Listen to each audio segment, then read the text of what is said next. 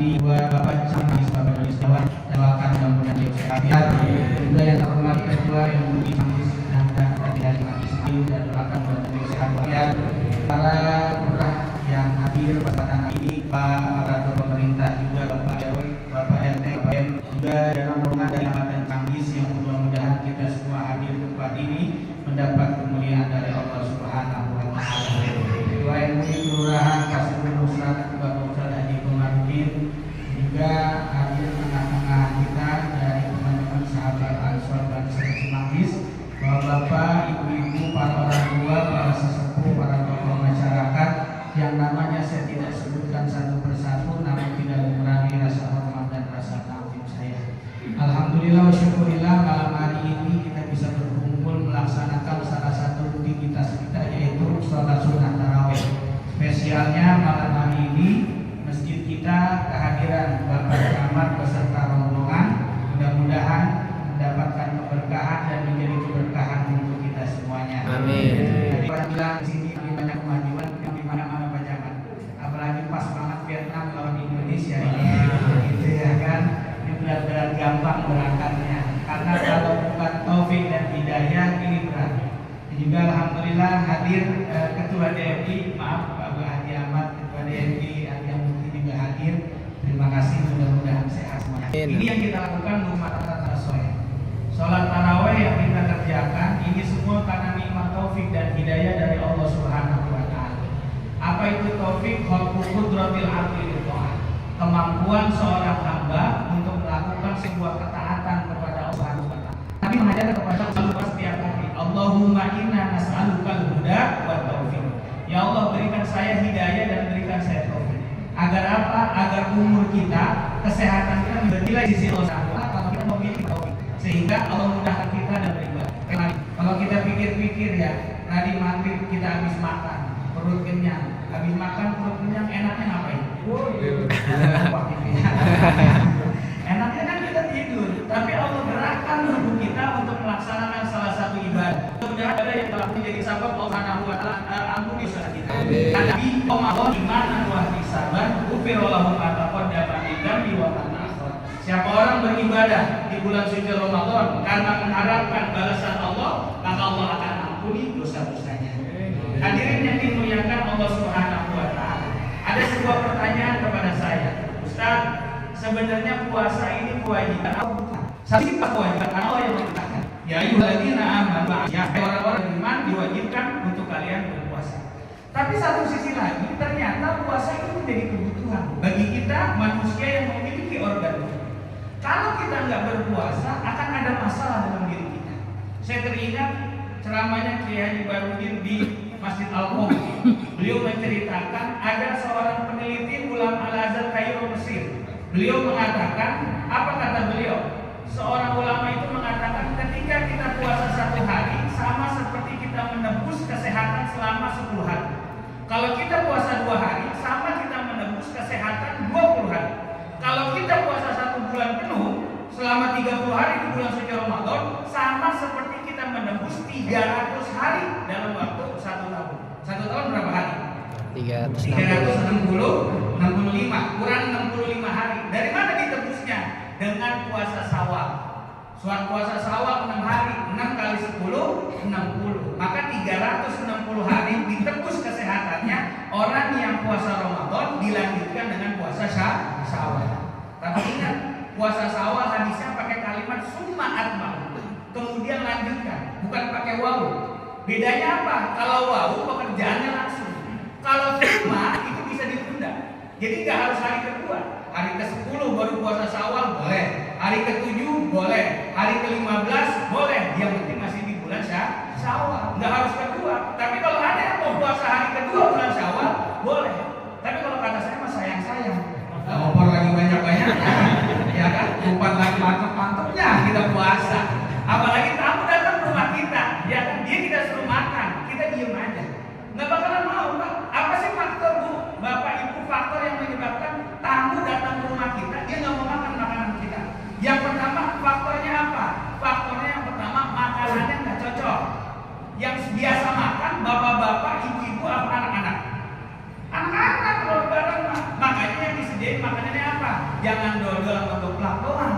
Kasih coklat, kasih bebek. Lah bocah meresep. Kasih permen. Kenapa? Cocok makanannya buat dia. Dodol dipegang-pegang. Kata dia coklat kali ya. Pas digigit, wah dodol. Ya kan? Pertama faktornya nggak mau makan karena apa? Karena makanan nggak cocok. Yang kedua, apa faktornya? Orang namu rumah kita. Padahal setiap suapan yang dimakan tamu, fikuli luqmatin akalah hajan mabrur. Hadis Nabi. Setiap tamu datang ke rumah kita, makan sesuap saja pahalanya haji mabrur. Yang menyebabkan apa? Dia nggak mau makan. Tuan rumahnya kagak nyontoin. Bukan puasa. Akhirnya nyuruh doang, ayo makan. Tapi kalau tuan rumahnya dibuka, tuan rumah nyobain dulu. Apa kata dia? Ayo makan. Kan tamu jadi kagak minum. Apa kata tamu? Dan tuan rumahnya nggak kemana-mana lapar, apalagi gua. Ya kan? Dan gue yang datang nggak lapar, dia jadinya keconggak, jadi kagak malu. Yang ketiga, apa yang menyebabkan orang datang namu nggak nyolek makanan? Nastar kagak ditolak. Emang kenapa? Solasinya lapar. Ibu-ibu tuh biasanya, ya solasinya ada yang gampang banget kombuan diisinya tengginang. Makanya apa? Itu salah satu keutamaan orang yang datang. Makanya puasa kata Nabi apa? Sumu tasbihu. Puasalah kalian, maka kalian akan sehat. Nggak ada sejarahnya orang puasa sakit. Kalau ada orang puasa sakit, bukan salah puasanya, salah dianya yang nggak ikuti sunnah Nabi. Maaf, puasa itu Pak, glukosa kita turun. Kalau kata ilmu kedokteran, saya baca ilmu kedokteran, glukosa turun, jadi lemes. Sunnah Nabi buka puasa pakai apa? Kurma. Kenapa pakai kurma? Biar gulanya itu naiknya pelan-pelan, pahala nggak puyeng. Tapi apa yang kita lakukan? Buka puasa pakai es campur. Ya kan, minum, naik pala. Tetangganya ngajakin terawih, bilang duluan pala puyeng ini. Salah siapa? Lah salah sendiri, bukan salah puasanya. Malah kadang-kadang ada yang ngomong gini Pak Jamal, Ustaz buka puasa mah sunnah pakai kurma, wajib pakai lontong gorengan. Kalau belum ketemu lontong sama gorengan, belum saya. Nah iya, makanya bukan salah puasanya, tapi salah orangnya, gitu. Makanya begini, mohon maaf Pak, saya kebetulan penyuluh agama Islam di KUA. Setiap hari Kamis saya kunjungan ke salah satu rumah sakit di Cibubur, Pak Jamal. Saya nggak sebutin rumah sakitnya, nggak enak sama rumah sakit Melendia yang ada di Cibubur. Suatu ketika saya ngomong begini sama susternya, Susi, ada apa Pak Ustaz? Ini rumah sakit sepinya kapan? Ramenya kapan? Katanya begitu. Saya tanya begitu. Oh gini Pak Ustaz, rumah sakit itu sepi kalau bulan puasa, pasien turun drastis. Itu rumah sakit yang gede paling isinya 10, paling banyak 15 orang, turun drastis. Tapi kalau banyak, kapan paling banyak? Saya tanya begitu. Oh banyak, ntar habis lebaran 2 minggu. Gitu. Itu rame, ntar kita repot dah. Apa paling banyak penyakitnya? Nomor 1 kolesterol, nomor 2 darah tinggi. Makanya makanan aku menyesuaikan. Kita punya darah tinggi, boleh nggak makan sate kambing? Lah kita punya, maaf ya, ada halalan thayyibah. Makanan halal belum tentu thayyib, tergantung daripada kondisi tubuh kita. Orang punya darah tinggi, jangan coba-coba makan sate kambing, bisa puyeng palanya Pak. Makanya halalan thayyibah. Bagaimana caranya? Ada menurut penelitian, kalau punya darah tinggi, makan sate kambing kalau mau nggak puyeng palanya, yang pertama masaknya biar matang. Permasalahannya kita sering masak nggak matang. Setengah matang udah kita makan, sampai matang daging kambingnya punya darah tinggi. Kata penelitian mengatakan nggak apa-apa. Yang kedua, makannya pakai timun Pak Jamal. Timunnya dimakan. Satenya itu aman gitu ya. Insya Allah aman itu. Ya. Makanya puasa itu kebutuhan buat diri kita. Maka kalau hari ini kita berpuasa, bagaimanapun kondisinya, mau panas, mau hujan, kita nikmatin. Emang kenapa? La'allakum tashkurun, biar kita bersyukur. Kalau kita lapar, siang haus, siang maghrib masih punya kepastian kita bakal kenyang. Tapi saudara-saudara kita yang di Palestina, yang di Gaza, hari ini mereka lapar, hari ini mereka belum makan, hari ini mereka kelaparan, belum tentu ada kepastian kapan mereka akan kenyang. Maka apa? Puasa menjadi kebutuhan buat diri kita. Boleh nggak Ramadan orang kagak puasa? Boleh. Siapa? Wa in kana maridun, orang yang sakit. Boleh nggak puasa? Cuma jadi masalahnya apa? Suruh ganti lagi di bulan lain. Pengennya kita mah udah Pak ya Allah, lagi sakit impas aja Pak ya.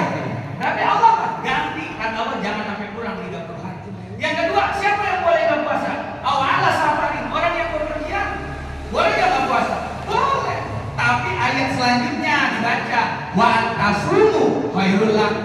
Kalau dia puasa itu lebih baik.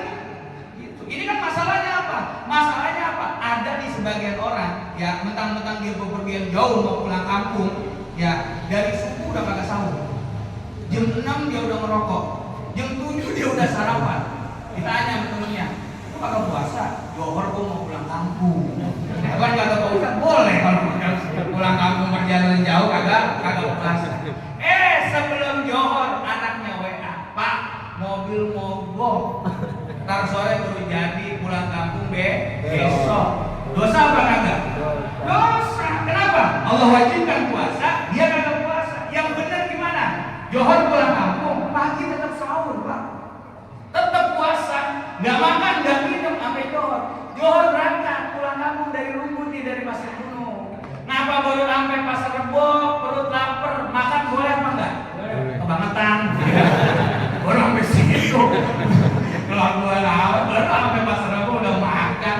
Ntar ke Cikampek, baru gitu. Tapi wa antasumu khairul lakum. Kalau puasa itu lebih baik. Mudah-mudahan Allah berikan sehat walafiat, Allah berikan kita istiqomah, dan mudah-mudahan segala rangkaian ibadah kita diterima oleh Allah Subhanahu wa taala. Mohon maaf atas segala kehilafan. Allahumma muwaffiq ila aqwamit thoriq. Assalamualaikum warahmatullahi wabarakatuh.